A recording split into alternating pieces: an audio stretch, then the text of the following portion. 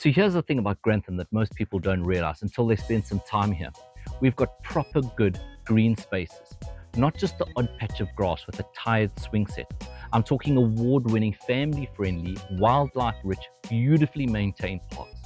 And this year, all three of Grantham's council-run parks have once again been given green flag status. That's the gold standard for parks across the UK. A proper national award handed by Keep Britain Tidy to places that are clean, safe, well looked after, and genuinely loved by the local community. So in this video, we're heading to Wyndham Park, Queen Elizabeth Park, and Dysart Park. I'll show you a bit of drone footage, some walkthrough moments on the ground. I'll share why each one matters, not just to the people who live here already, but especially if you're thinking of moving to somewhere like Grantham. Whether you're upsizing, downsizing, or escaping the city, these parks say a lot about the lifestyle that's possible here. And if you enjoy this sort of content or it helps you figure out what kind of place this is, don't forget to hit subscribe. I make videos like this all the time and it tells the algorithm you want more of them. Right, let's start with Wyndham Park. This one's a bit of a showstopper and it's got some serious history behind it too. It was originally built back in 1924 as a war memorial and later renamed after Lieutenant William Reginald Wyndham, who was killed in action in 1914. So from the start, this space was about honor, remembrance, and community. Fast forward 100 years and it's now a vibrant, family-friendly park that's got something for everyone. There's a brilliant splash pad in the summer that's always packed with kids, a cracking play area with modern equipment, an outdoor gym for the brave, tennis courts, a bowling green, a sensory garden, and a visitor center that's worth popping into. But it's not just what's in the park, it's what the space does for the community. You've got toddlers playing, grandparents strolling, dogs being walked, couples having coffee, teenagers kicking around a ball. It's true community space, and it's spotless.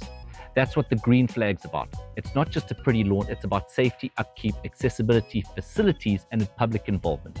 Wyndham even has a Green Heritage Site accreditation, which basically means it's not just well maintained, it's also been preserved and celebrated as a piece of living history. Now, if you take a little stroll along the river Wyndham, you'll find Queen Elizabeth Park. This one's got a completely different feel.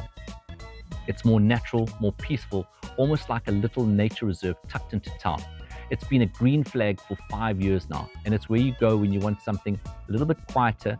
You walk through the woodlands, time to spot wildlife or to let the kids loose, somewhere with a bit more space and fewer swings.